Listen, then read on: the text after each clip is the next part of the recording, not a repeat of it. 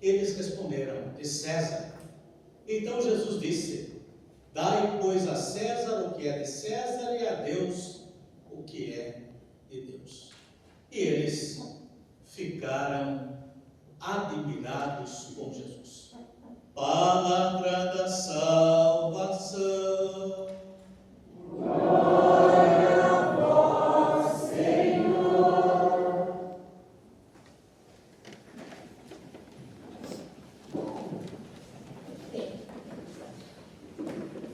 Que o Senhor Jesus, o Pai do Senhor Jesus Cristo, nos dê o saber, o Espírito, para que conheçais a esperança reservada para vós como herança. Então este, o Efésios, é o canto de aclamação que nós acabamos de ouvir antes do Aleluia. Então, meus caros, vocês vejam, essa leitura nos ajuda pensando no Sagrado Coração de Jesus e justamente a aclamação que é a carta à comunidade de Éfeso. Primeiro, o Aleluia reconhece que Jesus está vivo, ressuscitado entre nós. E depois, não é que não sirva, não é que não seja suficiente, não é nada disso, mas a presença de Cristo, vivendo com Ele, nós ainda, porque nós não somos Cristo, nós não somos deuses, Ele é Deus. Na presença dele ainda nós precisamos do Espírito de Deus. Por isso que a aclamação disse que o Pai lhe conceda este benefício do Espírito para teres discernimento. Quando nós olhamos essa questão da moeda, aí o Evangelho já resolveu a questão da moeda, Jesus já resolveu, mas nós temos no decorrer da vida outras instâncias que não são bem resolvidas. E você veja que quase nós não apreendemos. Apreender é melhor do que aprender com isso só. Porque aprender é ficar para você, nunca mais esquecer esta lição. Mas nós quase não. Então vocês vejam que de vez em quando nós estamos dizendo diante de alguns fatos que não são muito agradáveis, e também nós não conseguimos explicação, nós dizemos assim: o que fazer? Foi Deus que quis, tudo é vontade dele. Mas será? Será que é vontade de Deus? O homem espancou a mulher até a morte, a pobre coitada, está na mão de Deus, tudo é... Será?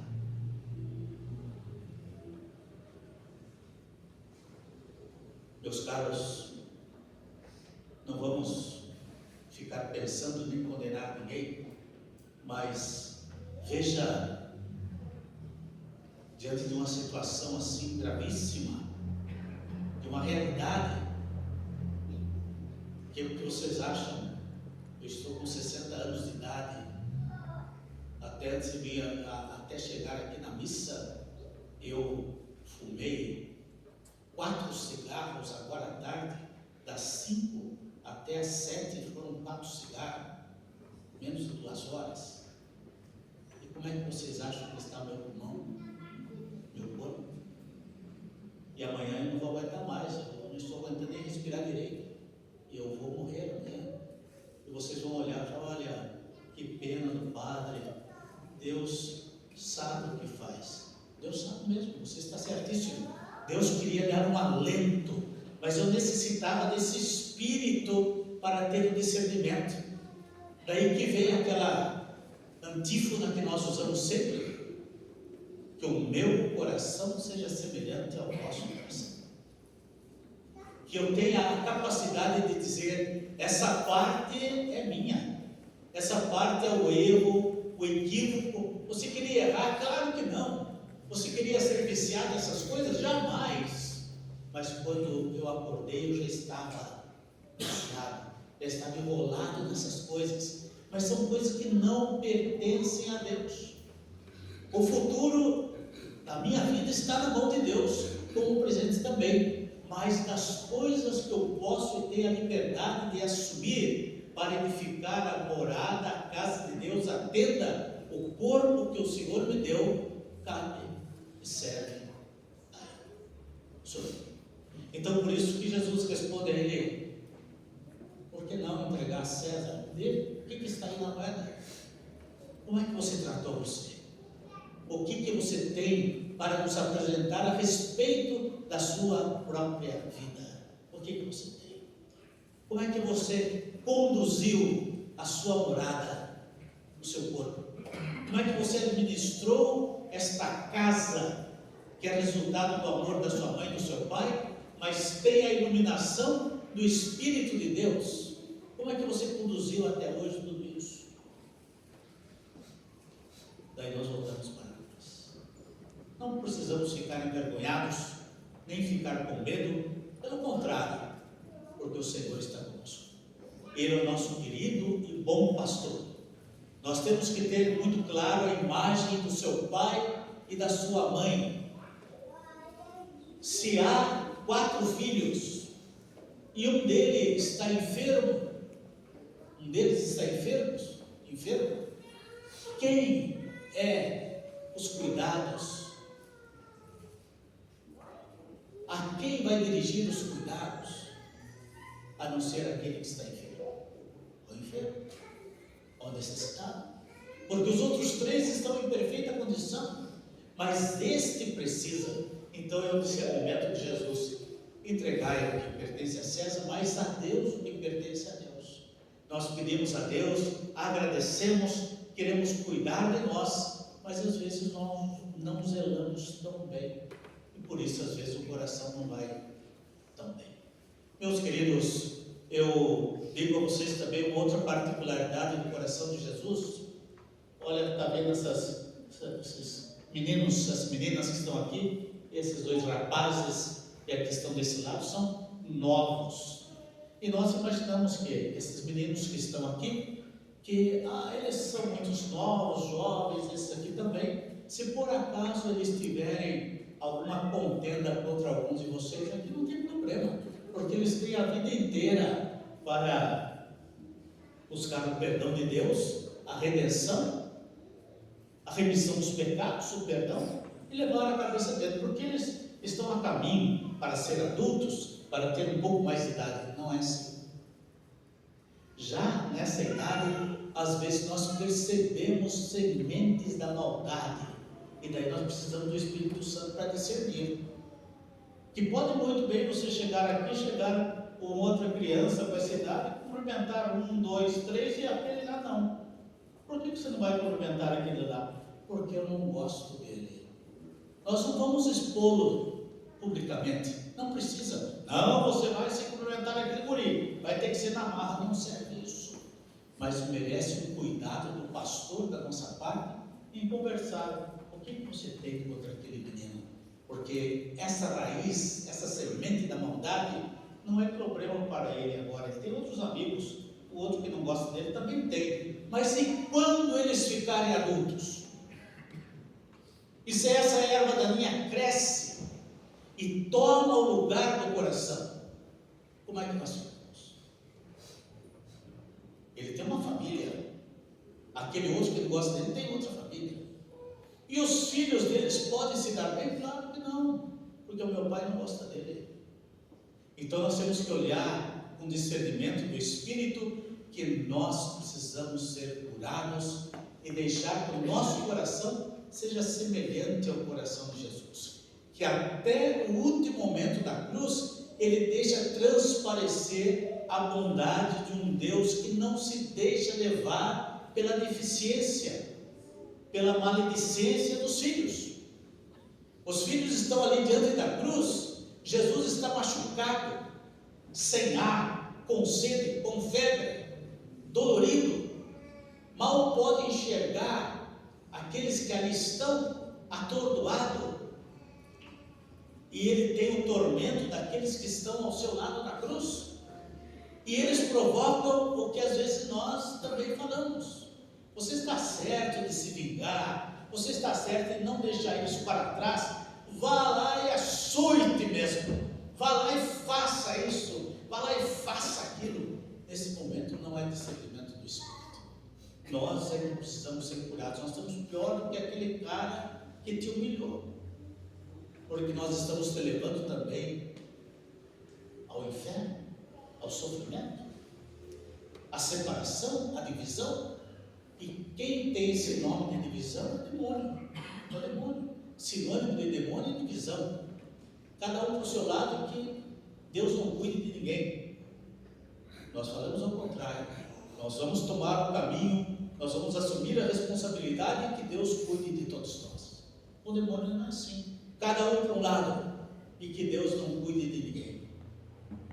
E quando nós pensamos nessa divisão, é bom não tê-los. Poxa vida, que tristeza. Eu já deixei de realizar a missa, sabe? Já deixei. Porque cheguei lá, o cara falou: olha, eu não quero que o senhor traga esse fulano. Que coisa. Tá bom. Mas eu também não quero que isso. Você já imaginou você ir para uma missa, santo sacrifício de Jesus, e chega lá e fala: pode rezar, mas eu não quero que o fulano entre aqui. O que é isso? Como se a missa fosse uma propriedade, não é. Então, por isso que o Sagrado Coração de Jesus vai se alargando de tal jeito na nossa vida, que nos convida, eu primeiro.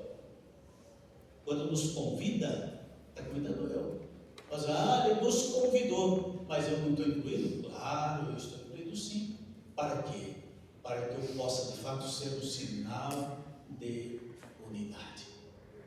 Eu muito bem poderia dizer muitas coisas, mas esse Espírito está me conduzindo.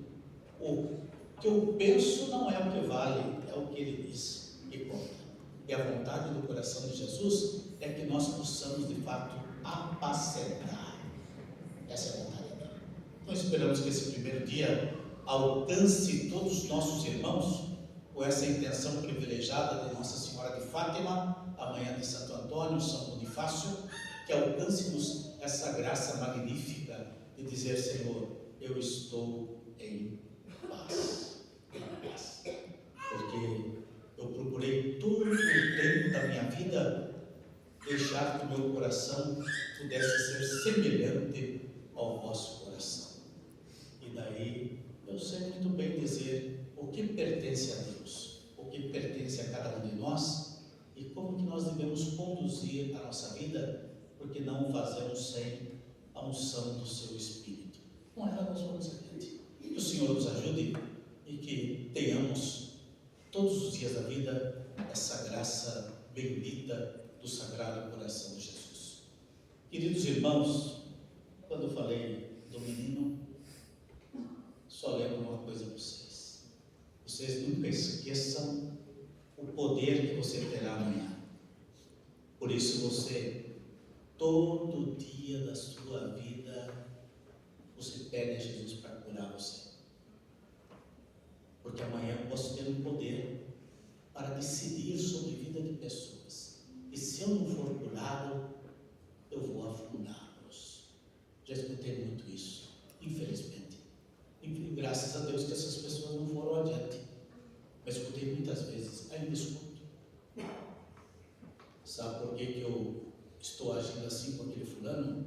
Porque algum tempo atrás ele me fez sofrer, ele fez muitas coisas que não devia, mas hoje eu vou fazer ele pagar. Que tristeza. A gente vê nisso um homem doente, um homem que podia aproveitar muito a sua vida, ser feliz, transbordar de alegria, e não é assim, não é desse jeito. Então esse veneno, como diz São Bento, olha, engole esse veneno, engole você mesmo. Nós não queremos tomar desse veneno, mas toma você. E São Bento até é mais drástico, ainda fala, maldito, bebe esse veneno que não nos pertence. Olha que terrível isso. Então por isso que quando nós celebramos o Sagrado Coração, nós pedimos: Jesus, cura também as coisas do passado, as coisas que não se resolveram bem, que me fizeram tão mal, me deixaram ressentido, triste, magoado, porque só o Senhor Jesus, que é o médico dos médicos, pode nos curar. Louvado seja nosso Senhor Jesus Cristo. Sempre seja louvado. Meus caros, vamos ficar em pé e vamos colocar nas mãos do Senhor os nossos pedidos, e são eles a nossa gratidão a Deus por tudo que fazemos, por tudo que realizamos. E nós vamos responder conforme está aí na resposta, tem uma resposta à oração dos fiéis. Senhor, ouvi-nos para o louvor de vossa glória. Pelos bispos e presbíteros que educam os fiéis no Evangelho, pelos pregadores da palavra que falam como Jesus, e pelos fiéis que procuram pôr em prática aquilo que ouvem, oremos. Senhor, ouvi-nos para o louvor de vossa glória. Pelos chefes de governo que são honestos na sua missão, pelos ministros que não deixam influenciar-se por ninguém e pelos funcionários que não fazem acepção de pessoas, oremos. Senhor, ouvi-nos para o louvor de vossa glória. Pelos que esperam os novos céus e a nova terra, pelos que não perdem a paz ao ver que eles tardam, e pelos que pela oração apressam a sua vida, oremos. Senhor, ouvi-nos para o louvor de vossa glória. Pelos que se cansam e desistem de lutar contra o mal, pelos que se revoltam e se deixam arrastar para a violência, e pelos que confiam em Deus e lhe dão glória, oremos. Senhor, ouvi-nos para o louvor de vossa glória. Pelos paroquianos que são sensíveis aos mais pobres, pelos que reconhecem que Deus está acima de tudo, e pelos que sabem servir o bem comum, oremos. Senhor, ouvi-nos para o louvor de vossa glória. Que descansem em paz os irmãos e irmãs lembrados por vós no início da Santa Missa, aqueles que faleceram nessa semana, que sejam acolhidos na eternidade. Assim também, os nossos agradecimentos aos santos pelas graças alcançadas. Nos alegramos com o Walter, com o José Carlos e com a Júlia, que estão vivendo um tempo feliz do seu aniversário.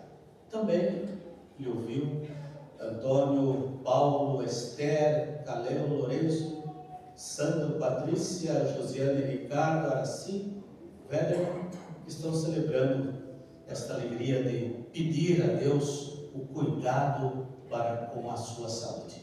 Nós colocamos tudo isso nas mãos do Senhor e também rezamos por todos aqueles que se dedicam ao apostolado de oração.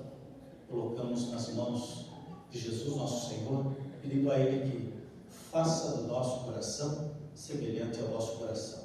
E fazemos por a unção do Santo Espírito que está em nós e que sempre nos santifica. Amém. Então temos a preparação das ofertas.